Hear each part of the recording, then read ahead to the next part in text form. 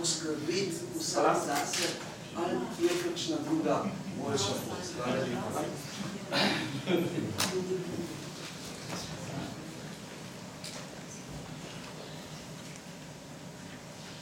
Wichtig ist, dass wir nicht einfach nur passiv alles annehmen, sondern dass wir spüren, was ist realistisch, was ist machbar.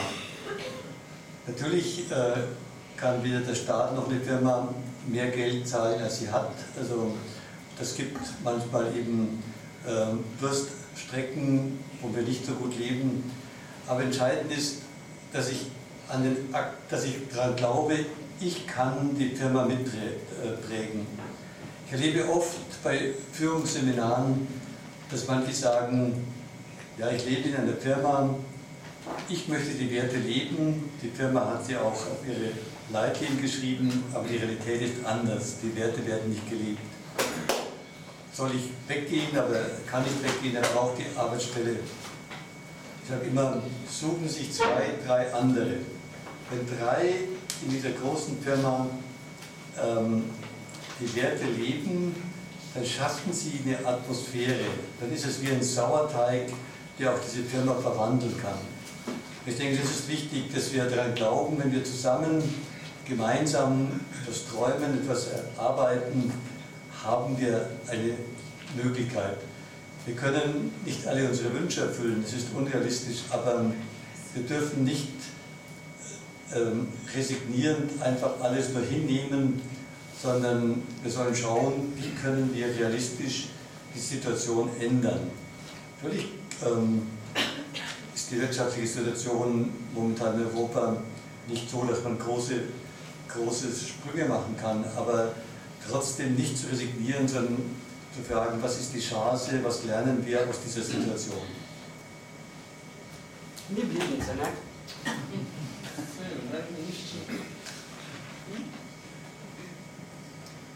Pomembno je, da ne smemo vsega pasivno sprejemati, kaj se dogaja. Začutiti moramo, kje so možne neke spremembe, kje je možno kaj spremeniti. Seveda, podjetje, država ne more plačati več, kot ima. Tudi tukaj so neke meje, ampak pomembno je, da vemo, da tudi mi lahko vplivamo na podjetje. Velikokrat na seminarjih slišim, da mi ljudje povedo, jaz hočem živeti po teh vrednotah, ki jih predpisuje moje podjetje, ampak realnost izgleda popolnoma drugače. Podjetje se teh vrednot ne drži. In tem ljudem vedno znova povem, da se naj združijo 2 ali 3 skupaj in tako že nastane neka pozitivna atmosfera, ki privede do sprememb. Pomembno je, da skupaj sanjamo, da skupaj upamo. Seveda se ne more vse to uresničiti, kaj si mi želimo, ampak pomembno je, da sodelujemo, da se združujemo. Sedanja gospodarska situacija v Evropski uniji ni najboljša, ampak menim, da se ne smemo predati. Iz tega se lahko tudi kaj naučimo. Kardinal Helder Camara sagt einmal, wenn einer alleine träumt, ist es nur ein Traum. Wenn viele miteinander träumen, ist es der Beginn einer neuen Wirklichkeit. Ich denke, das ist für mich die Aufgabe der Kirche, auch hier, wenn wir heute zusammen sitzen, dass wir gemeinsam träumen, dann ist es der Beginn einer neuen Wirklichkeit. Und dem zu trauen, dass unsere Gedanken nicht einfach nur verpuffen, sondern die Frage, wie können wir sie umsetzen in die Realität. Kardinal Helder Camara je povedal, če sanja samo en, so to le njegove sanje. Če pa jih sanja več, pa je to začetek nove resničnosti. In menim, da je to prihodnost, da sanjamo skupaj.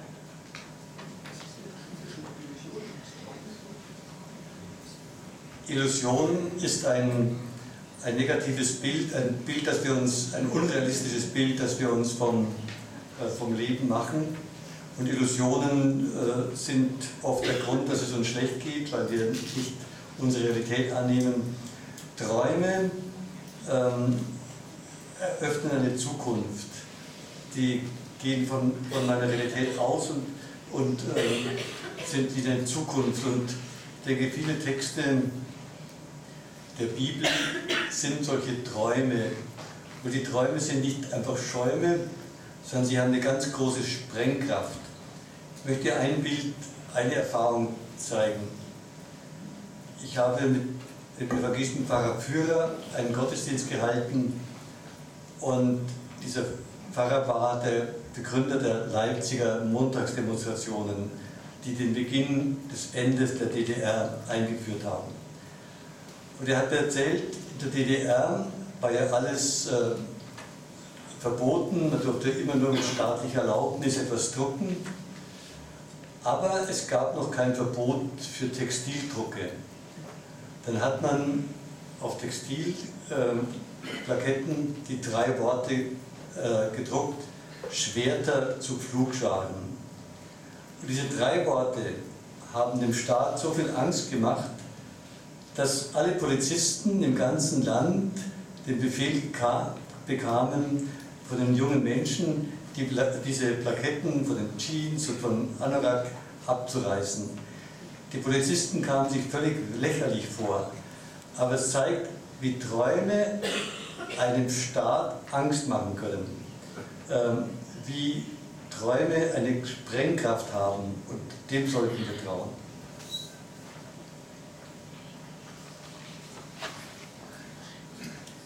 Vprašanje je bilo, kakšna je razlika med iluzijami in pa sanjami.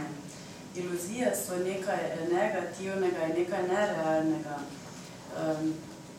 Zaradi njih nam lahko veliko krat slabo gre, se slabo počutimo, ker nismo sprejeli realnosti.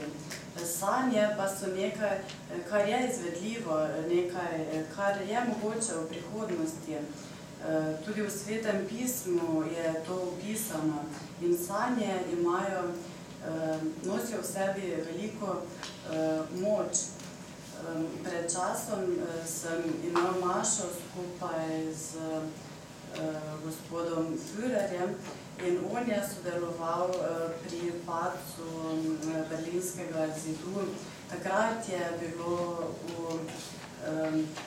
Republiki DDR prepovedanih veliko stvari, ampak ni pa bilo prepovedano tiskati besedila na majice.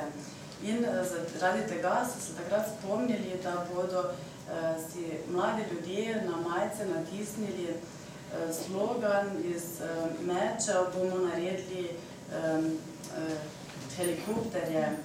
In zaradi tega se je država zelo ustrašila, policisti so bili na preži za temi majicami in to kaže, kako se lahko naše sanje uresničijo, kako lahko spremenimo stvari.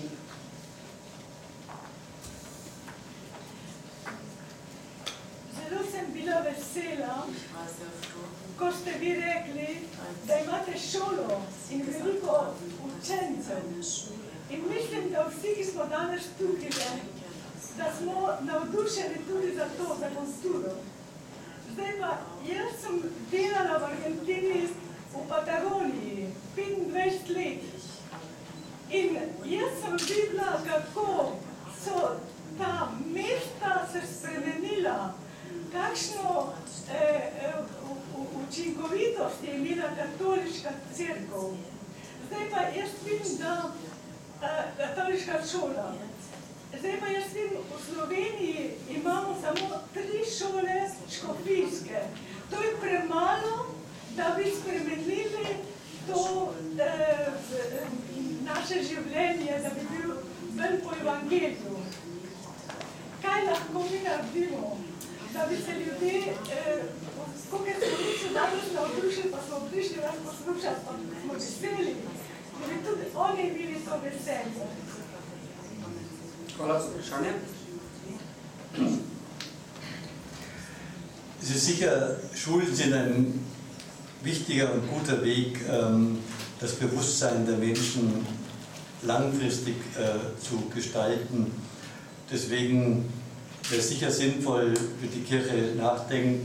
Sie haben vorher gesagt, wenn die Kirche reich ist, dann kann sie das Geld auch für Schulen verwenden. Das wären auch Projekte. Natürlich ist Schule auch eine mühsame Arbeit, aber die jungen Menschen werden geprägt und wir erleben es ja auch bei uns, dass viele Menschen dann in Firmen sind oder in staatlichen Verwaltungen und da einen positiven Einfluss haben. Also über die Schulen geht langfristig ein guter Einfluss auf die Gesellschaft aus.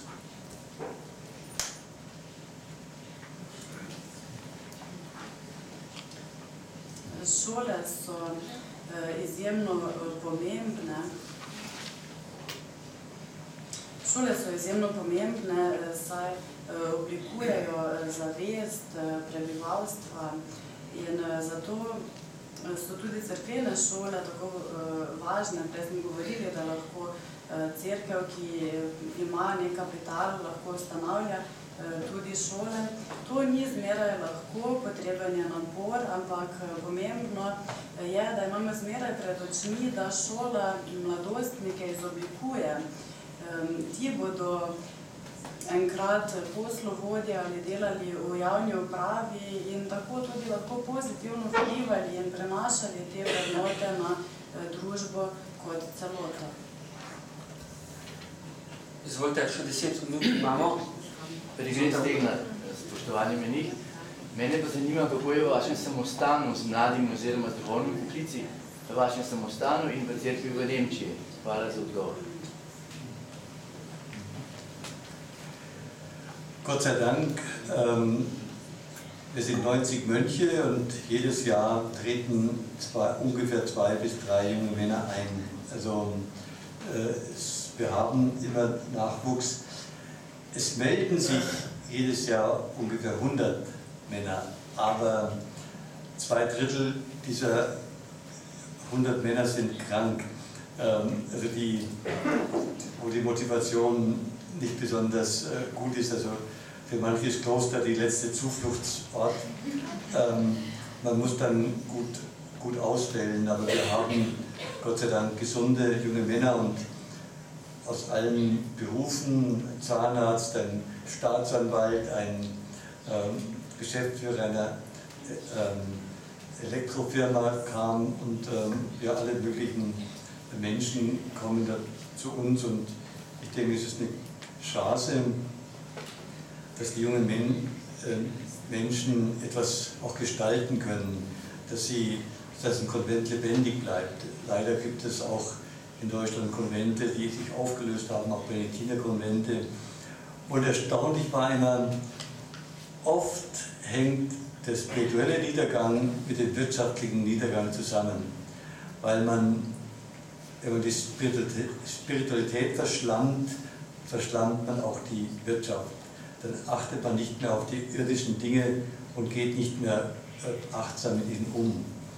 Deswegen hängt es auch zusammen.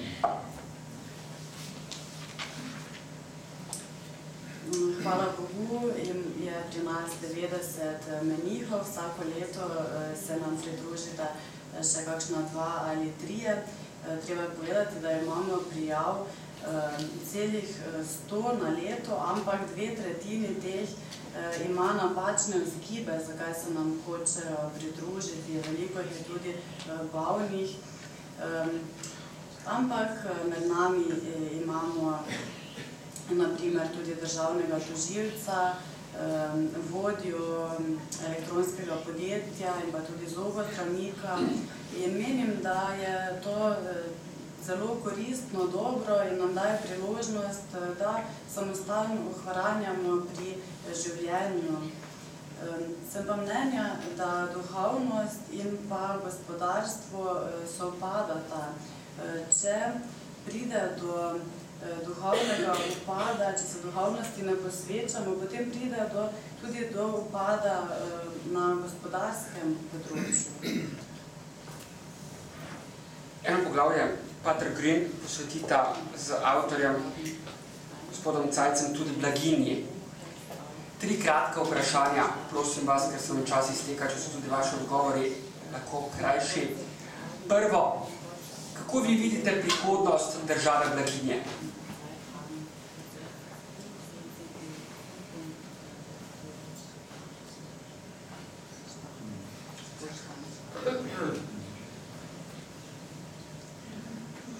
Gut, Wohlstand dürfen wir nicht am finanziellen Einkommen allein messen. Das war in Deutschland am Anfang nach dem Krieg Faszination, dass der Wohlstand steigt, aber finanziell kann er nicht immer steigen. Aber es geht die Frage, wie können wir gut leben, wie können wir richtig guten Stand haben. Und das ist eben nicht nur das Geld, da hat der Glaube zum Beispiel eine wichtige Funktion, nicht, dass wir mehr Geld verdienen, sondern dass wir sinnvoller leben können, dass wir innerlich freier und zufriedener leben können. Das gehört für mich alles zum Wohlstand. Geld allein kann die innere Leere nicht ausgleichen und dann braucht man immer noch mehr und wird neidisch auf die anderen. Ich brauche andere Werte, um Wohlstand auf Dauer stützen zu können und ich darf ihn eben nicht fixieren auf den finanziellen Wohlstand. Blaginja ni povezana le z denarjem. V Nemčiji je bilo na primer tako, da po vojni so ljudje menili, da je rast in denar, da je le to blaginja za državo in ljudi. Ampak vprašati se moramo, kako lahko dobro živimo in to nam ne omogoča le denar. Tudi vera in vrednote so pri tem ključnega pomena. Moramo čutiti neko notranjo svobodo, notranjo harmonijo in notranje ravnovesje. Opisujete, kakšne težave ste vi imeli, da ste vaše sobrate, benediktinske patre, prepričali v manjše spremembe v samostanu. Pa me zanima, kako pa naj mi ljudje razumemo nujnost potrebnih reform? Kako naj mi razumemo potrebo po znižanju standarda? Ker Slovenija si takšnega standarda več ne more privoščiti.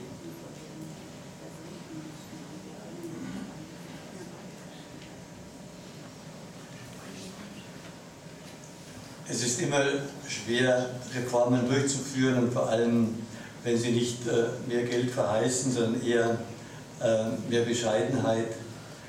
Aber ich denke, es ist wichtig, die Griechen nennen die Tugend der Tapferkeit. Tapferkeit heißt, dass ich nicht Illusionen vormache, sondern dass ich auch dazu stehe, dass es momentan nicht so gut geht und ich nicht immer nur was verheißen kann, sondern dass wir schauen, wie können wir die Probleme lösen, so dass es keinen Schaden gibt, sondern dass wir trotzdem noch gut leben können, auch wenn wir müssten manche Dinge abschneiden. In Deutschland mussten wir auch manche Privilegien abschneiden oder der Lohn ist in den letzten Jahren auch kaum gewachsen, weil es einfach nichts zu verteilen gibt. Aber ich denke, wichtig ist, dass wir ehrlich und mutig dran gehen und nicht große Worte machen und dann geht die Wirklichkeit anders, sondern dass wir schauen, so ist die Wirklichkeit und wie können wir gut damit umgehen, dass es gerecht verteilt wird.